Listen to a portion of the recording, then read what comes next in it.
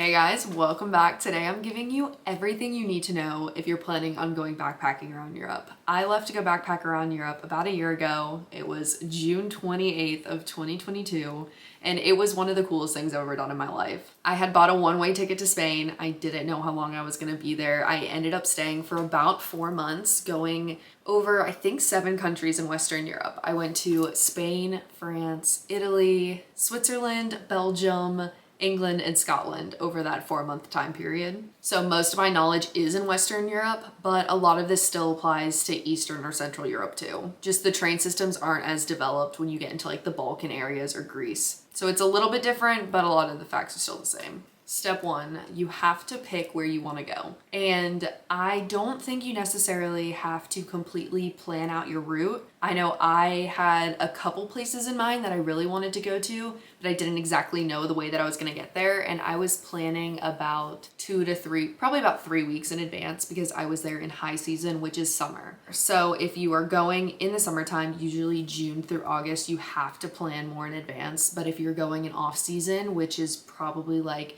September to May, you have a little bit more flexibility with the places that you're booking and where you're going and how far in advance you need to do it because it's not as busy. But when picking a place to go, I really recommend just going onto Google Flights. Type in where you're currently located, and then in the where you're going to search bar, you can put in just Europe in general, the whole continent, and every flight that's leaving from your town, like for me it's Chicago, to Europe is gonna pop up, and you can kind of pick the place that's the cheapest to fly into. A lot of times it's gonna be places like Paris, London, or Amsterdam. I find that those are usually pretty cheap in relative terms of flying to Europe. But just picking the cheapest one to start at, traveling within the countries or just to within Europe in general is so cheap comparatively to coming from the US to go wherever you want to go. So once you have that list of a couple places that you want to visit, you can start mapping out a tentative route. I don't think you should completely plan out your whole trip because you're going to learn so many places once you're there and talk to so many people that you're meeting, and they're going to tell you about towns you didn't even know existed. And I know I ended up finding out about so many different little small towns or just random places that are more like European people travel destinations compared to US people travel destinations once I was there. And they ended up being some of my favorite places. So come up with your list of roughly where you want to go and be realistic about it. I have some people that comment on my videos and they're like, I'm going to Europe for 10 days and I want to go to these 5 countries. Like, are you even planning on seeing things in the country, or are you just trying to check that box off? Because I usually think it's best if you have only 10 days to go backpacking to do 2 countries that are touching, like they're within super quick distance, either that's flight or a train ride from each other, and then maybe 3 cities that once again are pretty close together. That way you can actually get to enjoy your time there and you're not rushing from one country or one city to the next. So once you have that rough idea of the places that you want to go, next we're talking where you're going to stay. So personally, I stayed in hostels pretty much the whole time that I was solo traveling in Europe. Hostels are not as scary as they seem. They get a bad reputation in the US. I don't really know why, because hostel culture is amazing and it is the best way to make friends. It is the best way to experience this new way of travel and meet all these different people and easily have activities available to you. A lot of hostels that you stay at have planned activities every single day that you can sign up for like 10 euros. And then you can go hiking with everyone. You can go out to dinner with everyone. They'll host trivia nights. Like, they just have fun things always going on. And that's how you can easily meet people for cheap. When you're staying in hostels, you're normally in a hostel dorm room.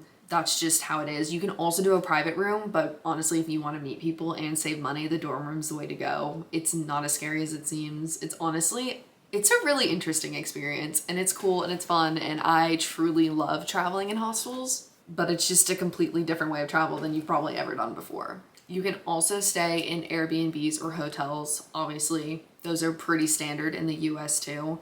I stayed in a couple Airbnbs when I was gone. I loved it, and I only stayed in 2 hotels. I personally, as a solo traveler, don't like staying in Airbnbs or even hotels when I'm by myself because there's not as many people around, whereas in a hostels you feel a lot more secure because there are people who you've gotten to know and staff that actually maybe not cares about you, but they know who you are and they know you exist. And so you've got people keeping an eye out for you. I always recommend going on Hostel World to look up your hostels that you want to stay at. You can type in the city and all the ones in the area will come up. There's tons of reviews, tons of rankings, pictures, everything. Pro tip is to not book on Hostel World. You want to look them up there, read all the reviews, and then you're going to go to the actual hostel's website and book directly through the hostel. That's probably going to save you a couple dollars a night, and a lot of times you can get some perks like free breakfast if you go directly through the hostel. And then if you have to change or cancel or do anything with your reservation, you're not going through a third party and you're just talking to that hostel directly, and it just makes that whole process a lot easier. Next is all about transportation. I used the Euro pass. That is the pass that you can get for the train system within Europe if you are a non-EU citizen. And this pass can cost anywhere from like $300 to probably like $800 US, depending on the level of pass that you get. I think mine was about $500 to be able to take 10 trains over the course of 2 months.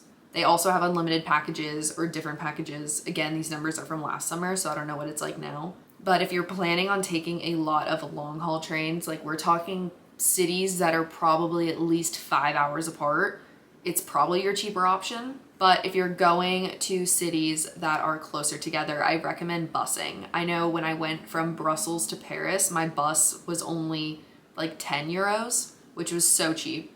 And so that made it worth it compared to taking a train. And the bus that you usually go through is like Flixbus, or at least that's what I used. But there is an app called Omio, which I used a lot when I was in Europe, and that tells you all the different ways you can get from one city to the next. So it'll tell you the trains, buses, shared cars, literally any method of transportation that you can think of will be shown on that app, and you can compare prices and even book directly through it.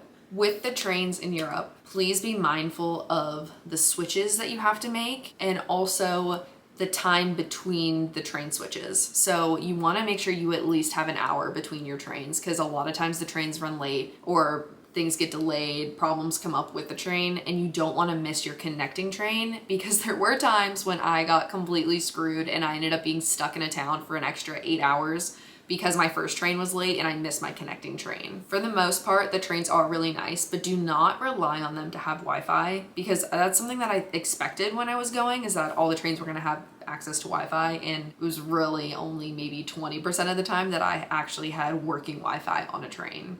No matter if it said it had Wi-Fi, it still probably won't work. The other option you can do is flying, which I personally don't like as much because of how long the process takes. Like, yes, the flight might be a lot shorter than the train ride, but you normally have to Uber out to the airport, and then you have to go through security and get to the airport a couple hours early, and it ends up being just as long as the process as the train would have been.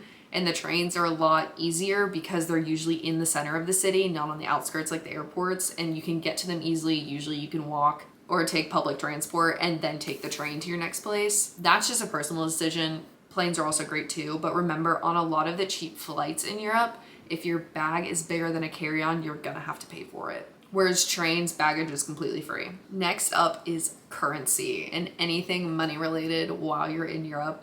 The European countries, you definitely need to look up to see what type of currency they use, because not every European country uses the euro. A good bit of them do, but not all of them. So you need to see what type of currency they use, and then you also need to look up the currency exchange rate. This is just so that you kind of can keep track of how much money you're spending. When I was there last summer, it was luckily a 1-to-1 for the euro to the US dollar. So pretty much every euro I would spend was like spending $1 US. But then when you go to the UK, and that was pounds, at that time, I think it was a 1 to like 1.5. So every £1 was $1.50 of US dollars. So you're spending a little bit more every time you pay than you would have in the euro. I also recommend having cash on you at all times when you're in Europe. One, it's usually what they take on public transport. A lot of the times it's either gonna be coins or money that they want, and you're taking the buses around, which I really recommend you do.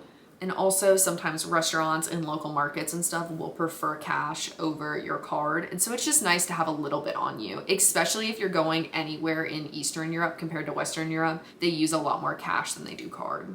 And you don't need anything crazy. I think I would take out about 300 euro every single time that I went to the ATM, which was not often. And that would last me like a month and a half. I also recommend you look into a travel credit card.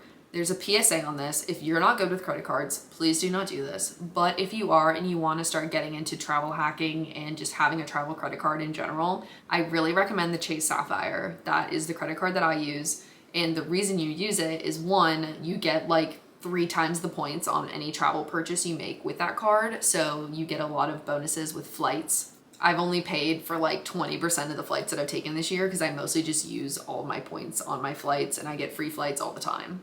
My last flight to Hawaii, which would have been about $1,000 round trip, I just paid for in credit card points and it cost me nothing. But what the card is also good for, or most travel credit cards that you look up are good for, is that when you use them in a different country, you don't get charged a fee. So a lot of times, if you were just to use your normal debit card, you would be charged like 3% of whatever the purchase was as an exchange rate fee. And when you use a travel credit card, you don't get that fee. And so if you're gone for a long period of time, it's nice because that number does add up. If you're just going on a week trip, you can probably get away with it. It's not that big of a deal. But if you're going to be anywhere for an extended period of time, it's definitely worth it to look into a travel credit card or just a card in general that does not have those fees. The one thing that I didn't have that I wish I did was a card, like a Charles Schwab bank account or one of those other kind of foreign bank accounts where you can pull out money from an ATM without getting hit with those transaction fees. Because I know every time I pulled out money from an ATM, it ended up costing like an extra $50 in just the exchange rate fees. But to make it a little bit cheaper when you are at the ATM, make sure you deny their conversion because the ATM's conversion is going to be a lot more expensive than what your bank's conversion would be. So you want the conversion rate to come from your bank instead of the ATM. You'll see it when you swipe your card in and you go to collect how much cash you want out. It's going to say accept this conversion rate or decline this conversion rate. You want to decline it and it's still going to give you the money. It's just going to have that exchange rate be taken from your bank instead of what the ATM wants. If you are planning on staying in Europe for a long time, or honestly anywhere for a long time, and you want to be able to save some money, doing work exchange is a great way to do it. I'll do a whole video on this, but I went through the organization World Packers and I did 2 volunteer experiences while I was there. So one was at a hostel in Spain for 2 weeks, and the other one was at a bed and breakfast in France for another 2 weeks, and that saved me a month of food and accommodation. So there are ways to get around the idea that Europe is super expensive as long as you're willing to put in a little bit of work and do things a little bit non-traditional. Other ways you can save money are definitely by taking public transport, and so that's using the buses whenever you're in a city instead of Ubering. I know I only Ubered like 2 times, and that was if I had like really early morning planes or flights. And the bus systems are relatively easy to figure out, or the tram systems, or literally any type of public transport in the city. And once you figure out the first city, pretty much every city after that is similar. So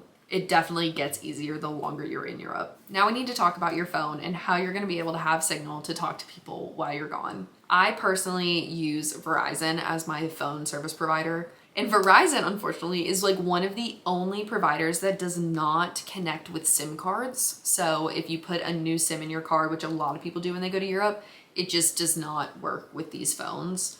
I don't know why. I don't know the science behind it. That's just what I've heard and everything that I've looked up. So I got the Verizon travel plan for my phone, and I think it was $100 a month. It was like 8 gigabytes of data, 200 minutes of calling, and 1,000 incoming texts and 1,000 outgoing texts, which is not a lot, but it was honestly really good for me because I was not on my phone at all for 4 months unless I was in the hostel attached to Wi-Fi in my bed at night. And besides that, I just couldn't go on it. If you do not get the travel plan through your provider, you can do the SIM card route. Unfortunately, I do not have any information about SIM cards in your phone just because I've never personally done it.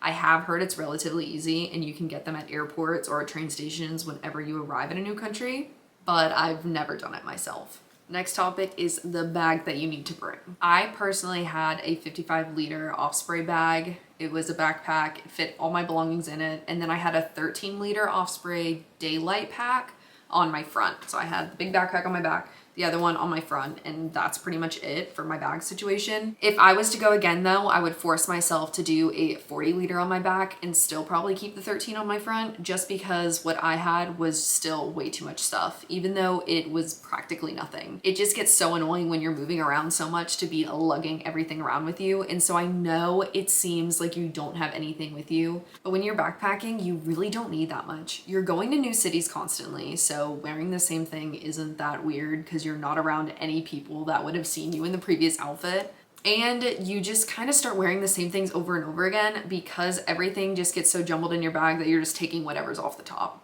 And you start to realize that things just aren't that serious and it doesn't really matter what you look like. But I personally still like looking cute. So I still had cute dresses and cute skirts. I would just rewear them. And then you also want the bare minimum for all your toiletries and makeup. I can do a whole video talking everything about what to pack for your backpacking trip with actual clothes and shoes and all your toiletries and all the random travel accessories that you would need for your bag and just to have in general. So stay tuned for that because I think I actually packed pretty good when I went. Suitcases are just personally a no-go when you're going to Europe for an extended period of time, even if it is a carry-on size. When you're in hostels, the only option that you have to store your bag is in a locker, and you kind of have to sometimes like smush your bag in there, and you just wouldn't be able to do that with a true suitcase. And so for safety and lock reasons, you're gonna want a backpack. Also because backpacks are a lot easier to lock and become more theft-proofed than I think a suitcase would be.